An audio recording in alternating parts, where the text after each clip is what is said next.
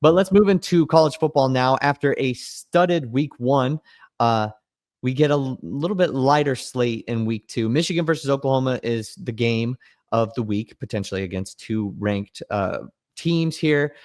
First thoughts on maybe which way that you lean.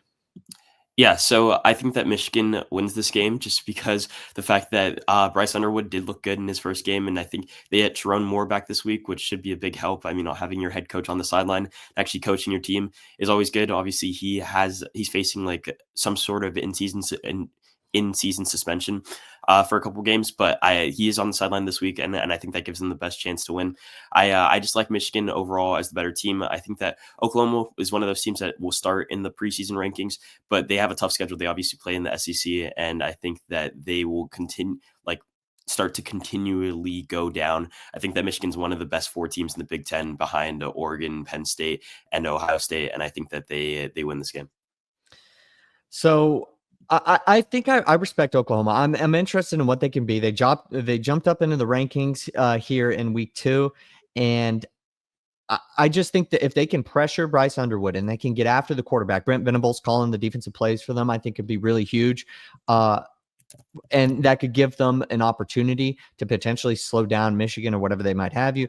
I don't think that we know a ton about either of these teams just yet, just based off of week 1. So I'm very interested to see what we're going to potentially learn. I believe Michigan is not favored in this game. I believe Oklahoma is favored. I think that Michigan will cover. I think the spread is 5.5, 6.5, depending on where you're looking. I think Michigan will cover, but I do actually think Oklahoma is going to come out and win this game. I totally think that Bryce Underwood is going to be a great quarterback here in college. Like, I'm fully bought into that, but maybe second game freshman year, and maybe we see a hiccup here. I think Oklahoma is a good team and a bit of a team that has been forgotten, especially based off of what happened last year and them trying to, rebuild the program post Lincoln Riley. I think that they're a really good team, and I think if they could get to the quarterback, I think they'll win this game. But I think it'll be a close game. I think this will honestly have a good payout for a week 2 game.